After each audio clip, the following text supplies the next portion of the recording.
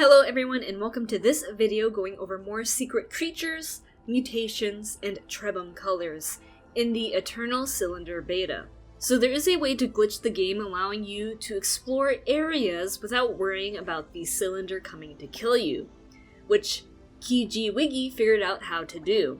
So I broke the game so I could explore the unintended areas of the Eternal Cylinder beta for you guys to figure out what was hiding there. Before getting into this, I want to let you know that this was not an easy process, but I pushed through to find answers for you. So I would really appreciate it if you leave a like and subscribe for more Eternal Cylinder content. Also, make sure to comment below which of these creatures are your favorite, and what you think of the mutations I've found. First, I want to go over the challenges I've faced trying to do this. That way, if you want to do it in your own games, you know what to look out for. Breaking the game so that you don't have to worry about the cylinder does make the game have a lot of bugs. And you cannot save once you break the game either, so you can't reload the game to fix anything that could happen to you. And even if you did manage to reload your save, which you can do by pressing escape, going to main menu, and then pressing play, doing this will reactivate the cylinder, and let me tell you, the cylinder moves faster and faster the longer it goes. Here is some footage here of when I accidentally reactivated the cylinder by reloading my game. And the cylinder covered in about 15 minutes what took me 3 to 4 hours to cover. So this thing books it. Have you ever seen a cylinder move this fast? Like, look at that! Now, as for the bugs you will encounter if you try this yourself, your Trebhum are more likely to fall through the world and get infinitely stuck, or they could just get stuck for no reason and also die for no reason at all. I even encountered an invisible Vushgarg that sucked me up. Luckily, I had the aposematic skin mutation to not get eaten, and then a friendly Glickbull took my place, so it let me go. The farther and farther you go into the game after the intended areas of exploration, the higher the chance your game can crash or just randomly start dropping frames. Other than the bugs, there's also a lot of travel time required to get to the desired biome, because it all depends on how your map's generated. So for me, it didn't take me that long to find the desert biome. However, the first desert biome you find most likely will not have many of the new creatures in it. It will only have the articulated angstoks and another new creature that I found that is pretty common in the desert. But other than those two, you won't find anything else. You have to keep on going farther and farther into the game. Even the first 4 desert biomes I came across had nothing new in them at all. It took me over an hour of travel time to find a desert that had new creatures in it. Due to the frame dropping issues of using this bug, some of the things I have recorded do look a little laggy, but this is the price we pay for discovering the mysteries of the Trebhum's world. Now let's dive in for everyone that doesn't care about trying this themselves. The first creature you find in the desert you can find in practically any desert, and this is the one I was referencing earlier. The first time I saw this thing I was quite surprised because it appeared behind me and I heard the sound, so I turned around. I was like, what the frick is this? And I was just so amazed, and then I had to know what this frickin' thing was. It behaves a lot like the Graboids from Tremors, if you're familiar with that movie series. And it moves towards you because it can feel the vibrations as you run around, but it cannot follow you through rocks or other solid structures, so that's where to go for safety. You will be able to see the sand move as the creature moves under it, and you can hear it move through the sound. Here is what it sounds like.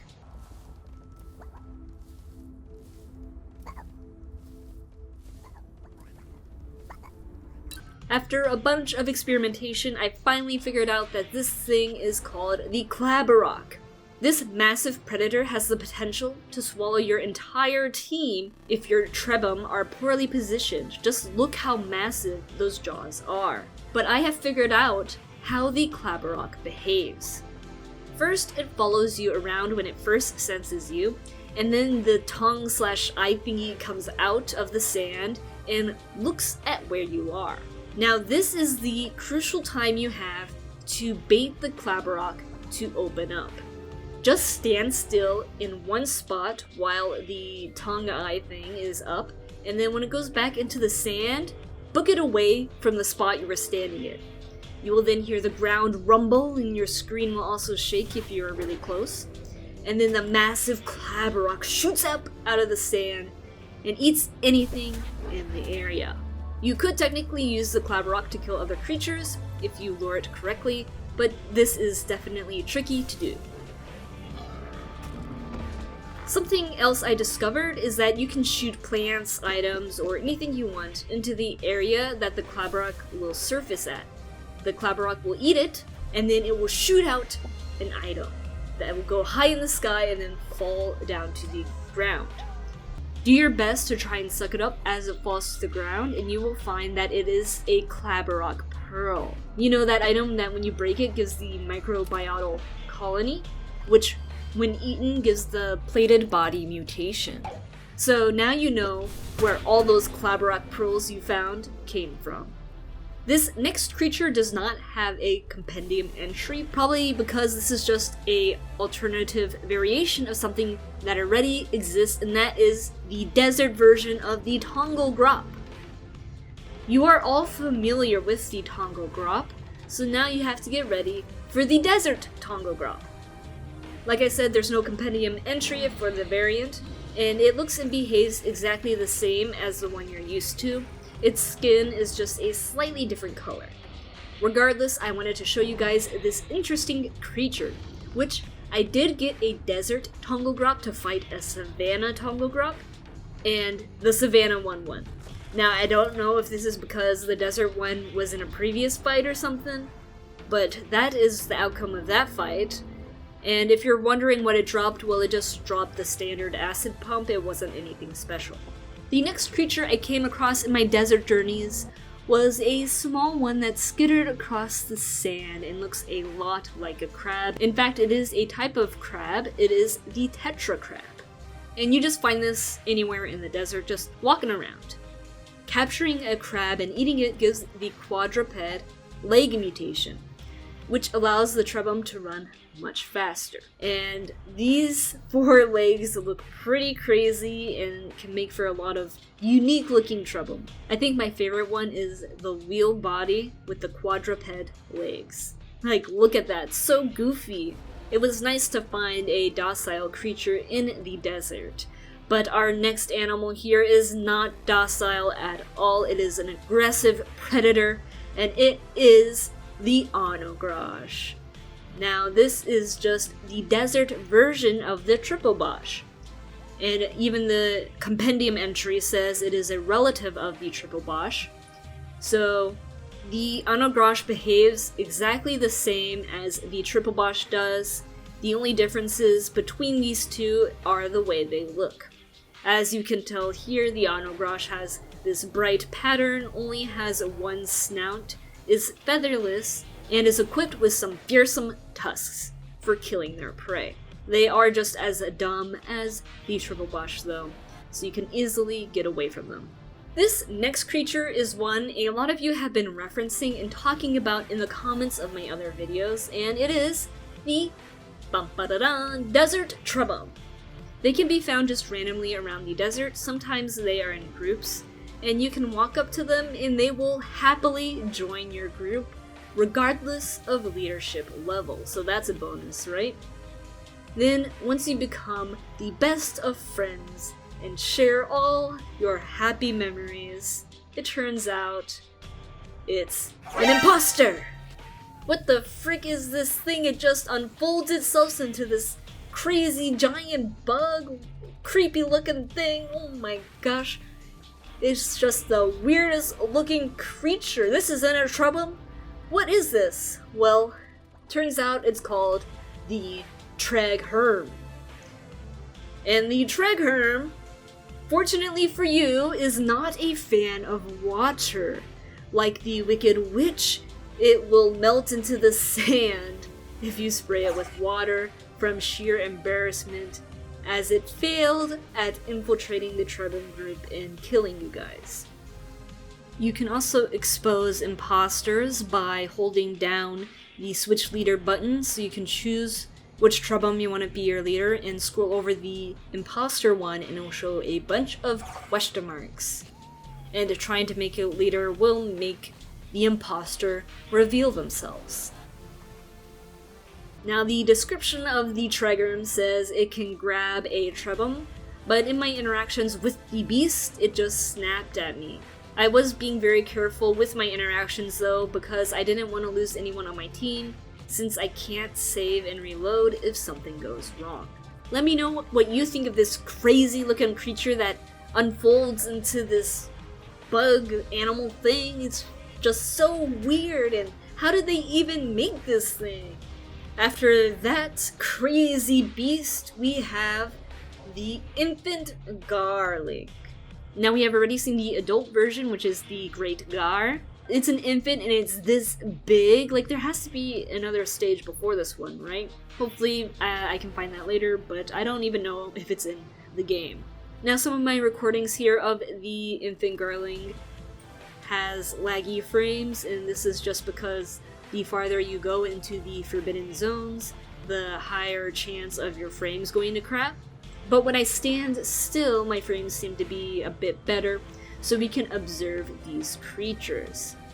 In the compendium entry, it says that its 3 legs are fused into 1 leg at this stage of its life, and it uses its sac to help it hop around. It is even capable of floating for a short while. These creatures look quite funny and they make pretty weird noises. And just looking at the creature here, you can see their false head and upper lip forming as it floats in front of them. Something unique about these creatures is that they are constantly dropping small bombs from their sac. And for some reason, if you have the Perceptive Eyes mutation, it makes their sac glow brightly. I wonder if there's something important in that sac we'll need later.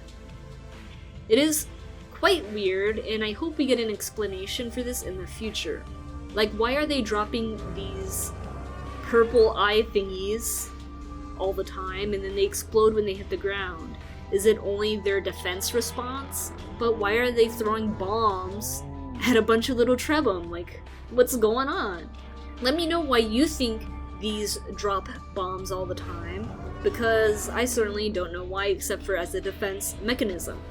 While we are on Gars, you can also see adult Gars in the desert biome, and they are humongous.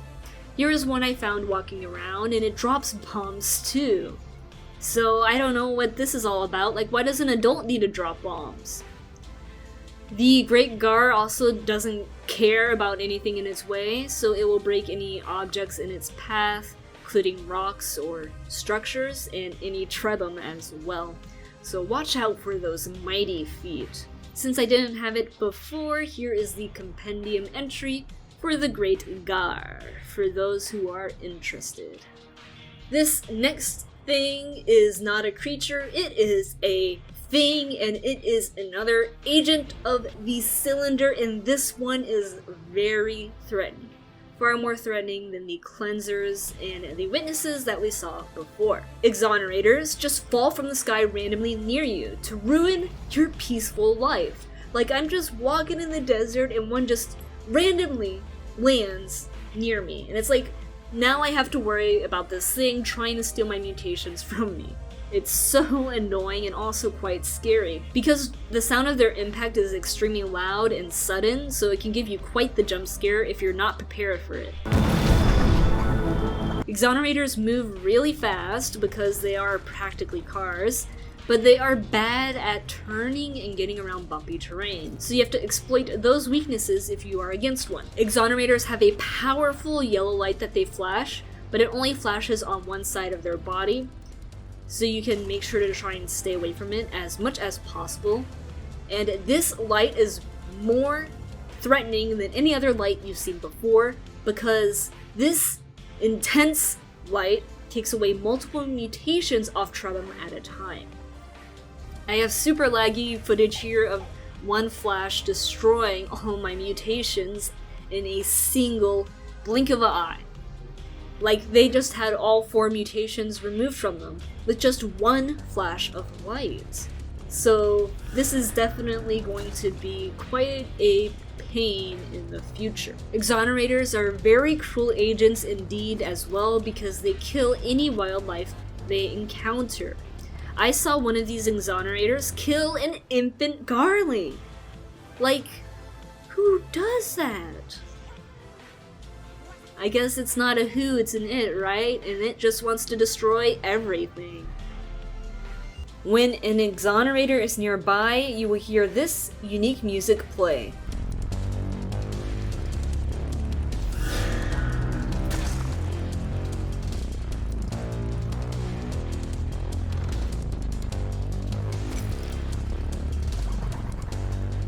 I did manage to kill one exonerator with some bombs, but it didn't drop anything. Next, I quickly want to bring up the articulated angstock because I did get the compendium entry for that, so you can read about this interesting creature right now. This next creature is not found in the desert, but it is a new one I have never seen of or heard of before. And when I saw this thing for the first time, I was so curious about what the heck it could be. So this weird looking ball is called the Rundeslok. And look at this thing, it's so weird. It's a giant sphere with eyes and teeth and a tongue that has claws on the end of it. And this is quite the creature. The Rundeslok is a predator, and it just hops around looking for a meal. Be that meal Trebhum or Glickbull. I have some non-laggy footage of it I will show you, and some laggy footage because breaking the game is never easy. So anything that is lagging here, I apologize for the bad frames, as I have traveled quite far into the beta to get here, so my game got really laggy on the frames. When the Rundeslok spots its prey, its eyes turn red, and it charges, like it does body slams or just shoots itself forward, and it does this with a great deal of force. It just moves in ways that you don't think would be possible for a sphere. But this predator can be prey as it is not on the top of the food chain. I saw this occur as a Tongogrop noticed a Rundeslok nearby and chased it down to kill it. That is how I discovered it drops the tongue bag. Eating this gives the tongue trunk ability that lets you shoot out your tongue. It looks like something out of a horror show. Now, I wouldn't worry too much about this predator because Rundesloks aren't very smart. I have seen multiple Rundesloks just roll into a trench of toxic fumes and then die to it. And they have eyes! Like, how are they freaking going into trenches when they have eyes? But the Tongogrop doesn't go into trenches and it has eyes. So you can trick these pretty easily into going into canyons and dying. You can also battle these as a Trebhum, as they're kind of very bad at aiming their attacks, so really fighting one is not that hard. Let me know what you think of the Rundeslok in the comments below, because this is another very interesting looking creature. Next, I'm showing you guys some patterns of the desert Trebhum here, just flipping through the slides, since Trebhums have different patterns and colors depending on which biome you find them in. The desert Trebhum have a lot of black and white color patterns and a lot of complex patterns that look like clean lines that are zigzaggy that you would find on a ruins or something like that. And if you're wondering, this is what the Trebhum house looks like in the desert. It looks pretty different than the Trebhum houses you'll find in the Savana and the tundra. Which of these things that I have discovered is your favorite? The quadruped leg mutation definitely makes travel a lot easier. Like, I can't imagine going back to having 2 legs. Remember to leave a like if you enjoyed this video and subscribe for more Eternal Cylinder content. And feel free to leave suggestions in the comments below for what you would like to see next. Thanks for watching, and as always, good luck outrunning the cylinder, and see ya next time.